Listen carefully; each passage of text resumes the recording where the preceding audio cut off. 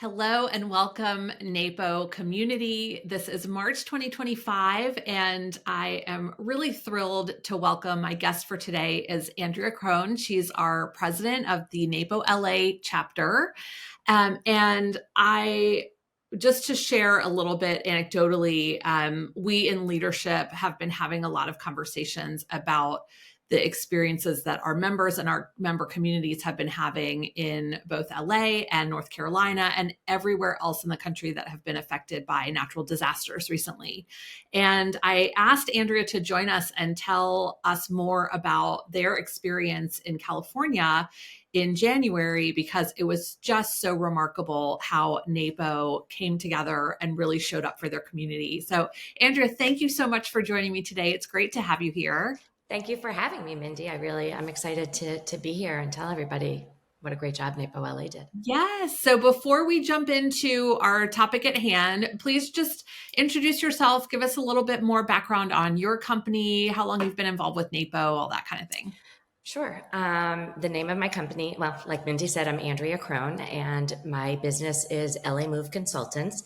I am a moving specialist and professional organizer. I do have my CVOP, and I have been involved with NAPO for, oh my gosh, I think this will be my 11th year.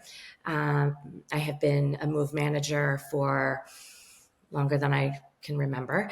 But I have just always really loved my experiences with NAPO. And since I started my business and found NAPO, it has been really amazing.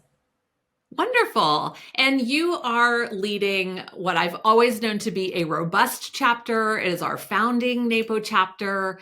And so you have such a wealth of expertise and knowledge and community there within the LA metro area. And I'm curious to hear just from you, like when the fires started breaking out, what was your own experience and how did this natural disaster affect you and your business? I think it affected me first of all, I think it affected everyone that lives in LA or knows anybody that lives in LA, because there's not a single person who was not affected in one way or another, either, personally themselves, a family member, a friend, a client. I have a number of clients that lost everything, friends that I've had for years and years and years lost their homes, they lost their family homes. It was really just total devastation everywhere you look, because it wasn't just centralized in one area. It was really spread out, and everybody knows how spread out Los Angeles is. Mm-hmm. So imagine, like, just everywhere you looked, you could see fire over the mountains, and it was really, really, really scary. We kept really close touch with chapter members to make sure that they were safe, and business partners. We did have people that had to evacuate, but they were all, for the most part, very lucky with their own homes. Yeah, it's like the network really turned on. Mm-hmm. Mm-hmm. It really did. Yeah. Well, first of all, we're so happy that you're safe and that you're, as everyone was impacted, as you mentioned, and some people lost everything, and it's just really good to have you here. And thank you for sharing your story with the rest of us. So let's talk more about sort of the response with the chapter when all of this was happening. So what compelled you to volunteer your time? When you're a volunteer, you volunteer. And when I was touched by this, with so many friends, and like I said, clients and everyone, I had to do something, and I needed to act quickly. Once we realized the scope of these fires, I had to get involved, and I got involved on the West Side. I live on the West Side. I got involved in the West Side, and other chapter members, helped on the west side, and then helped a little bit further east with the Pasadena fires, which was the Eden fire, and everywhere. It was really amazing how everybody came together and helped the chapter members and friends also. I think I shared with you, I was chatting with one of your longtime chapter members and a NAPO veteran for many, many years. And she was sharing with me how powerful and proud she was at the response, and that the NAPO chapter, just everyone showed up. And she said it just gave her goosebumps, that she felt like this group of organizers was really making a difference, and just was sort of, our skill sets are so well suited to project management and having a clean network of communication and just organizing the details. And she was so deeply impacted for the positive after experiencing this as a chapter member. So tell us more about how the chapter came together in this time of need. Absolutely, because well, look, I'm president. That's my second term as president, and I love this chapter. It amazes me at how we did all come together, and for the greater good. Even all of Los Angeles came together and was helping out. I mean, donations were flowing from everywhere, and one of our chapter members, actually a board member, Aaliyah Adele, started her own little pop up. She's like, also, I have to do something, and she started asking her client, she posted something on social media saying, you know what, this is the perfect time to start clearing out your closets. And the donations just started pouring into her apartment, like so much so that she had to move out and stay at a friend's because she couldn't even, there was so much there that they needed to go through. And other chapter members, she had about 15 people for about 6 weeks helping her through, sort everything. They did some personal shopping. They had donations from national brands like Paige Jeans and other people that were just sending boxes of things from New York and from Chicago and LA, like all over. And it was really awesome. The time that people put in. I mean, I worked with the city, and we delivered over 80,000 pounds of water to first responders and people that, in shelters and people that needed essentials. We had a pop up for 6 weeks. Also, with the city and the Boys and Girls Club, everybody just really, really got involved. And the chapter was so in on it. And it was really, really great because we're all busy, right? We all have our own businesses to deal with. But the fact that we are so well suited for this, how could we not?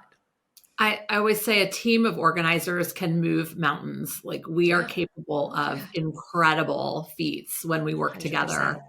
And it was Yeah. really, So, what did everybody learn from this experience, and what are takeaways that come to mind that you can share with our community? um, you know, what did we learn? We learned that we can be resilient. We learned that it's not, it's not about the stuff, but it is about the stuff because everybody lost their stuff.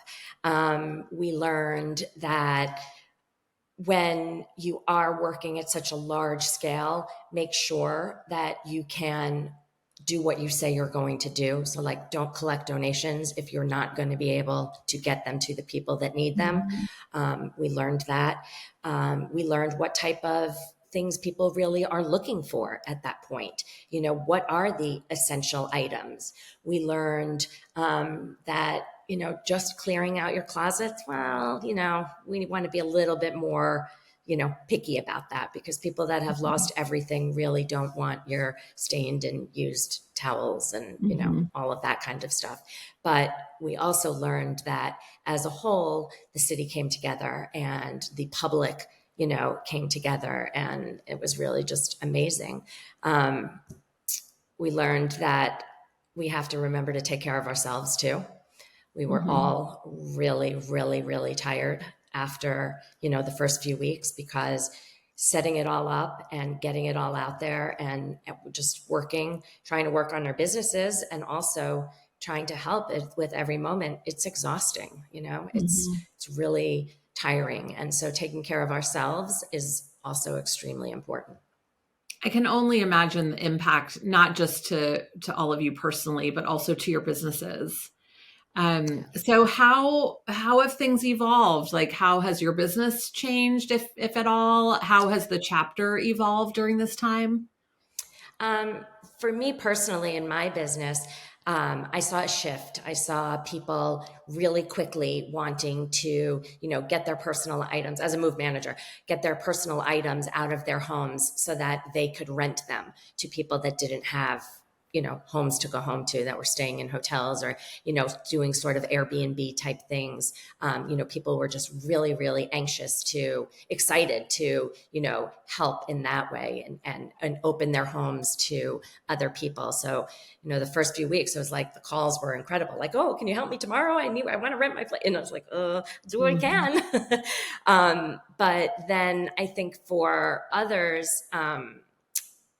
it, it, what was the rest of the question? Oh, how if the chapter has evolved at all as a result of all? um, I don't know. I think that we all realize that having a go bag is super important. Mhm. I know that as being the president, I would like to incorporate more, first responder type things, how to get those go bags ready, what's really essential to have in the go bags. I would like to do more programming on that kind of stuff because Mhm. we are hit every year with fires. Some years are worse than others, but earthquakes, fires, you don't get the warning on those. Whereas sometimes with hurricanes or other natural disasters, they might be coming. I mean, fires, you can kind of guess when it might be bad, but it's not just a natural disaster that we need to be prepared for. So I think a lot of the people in the chapter are sort of, saying, okay, well, now we need to have our clients, do inventories of their things. I mean, that's another way that my business has changed from this. My clients that lost everything were like, Andrea, could you look through your pictures and can you see what I had? And can you make a spreadsheet for me? Because I have to claim all of this stuff, and they Wow. didn't necessarily have that. Mhm. Using those apps now is really going to be really helpful for people. And I think that's another way that the chapter members can, provide assistance to, clients and grow their businesses. Wow. Yeah, we've the just hearing secondhand really the experience that those of you who are in chapter leadership have been going through and everything that the NAPO members in that area have been galvanizing together to accomplish. We've been having some really interesting discussions at the national board level about what can NAPO do to help better prepare all of our members for a natural disaster. And Mm-hmm. that's everything from thinking about how to prepare a go bag to um, how to respond when your community experiences a crisis like this one. And you all have really taught us a lot. So we're paying attention, we're taking notes, That's we are great. trying to pull in some of these lessons learned and then come back out with some helpful resources for our members for the future. Because unfortunately, as we all know, this isn't going to go away. In fact, it's probably likely to get worse in the coming years. So we're just watching all of you with awe and appreciation, Andrea. Oh, So thank you so much for everything that you have been thank you. doing. Yeah, thank you. And thank you for the support that NAPO has given us. The outreach has really been amazing. And I love my community even more, my full NAPO community, not just LA, even more through this. Oh. Okay, and speaking of that, if other people are watching and they want to get involved, if they want to help the rebuilding of the Los Angeles area, what can someone do if they're looking for a way to help? Um, well, we appreciate anything that anyone chooses to do. We have kind of chosen a nonprofit called the California Community Foundation, and they have a special link on their website for Wildfire Recovery Fund, and that goes directly to helping people affected by the Los Angeles fires, all of them, and the NAPO LA chapter, we just hosted a special POLA class, a course taught by Barry Isaac, and all of the money from that class was donated to this charity. Again, it's the California Community Foundation. And if you go to www.california California Community Foundation. You will find the link there. And, anything that anybody wants to give would be greatly appreciated. Great. And then any other words of wisdom for those of us who weren't shoulder to shoulder with you in the area of lessons learned? Um, I would say the lessons learned are it doesn't matter where you live, you should always be prepared. You should always have that bag ready to go. We talked about that before. And that you need to take care of yourself when, stay close to your loved ones, take care of yourself, and just be safe.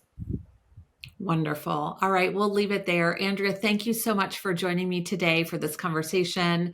Thank you so much for all of your work for your community on NAPO's behalf, on your chapter's behalf. We're just all rooting for you and cheering for you, and appreciate everything that you're doing. Yeah, thank you so much. And we appreciate everything that NAPO has been doing to help us as well. So thank you for having me today. Great. Okay, so we'll leave it there. Join me again at our next NAPO to do, where I'll be back this month to 2 president's messages. So I've got another tidbit of news for you to share in a couple weeks, and enjoy the month of March.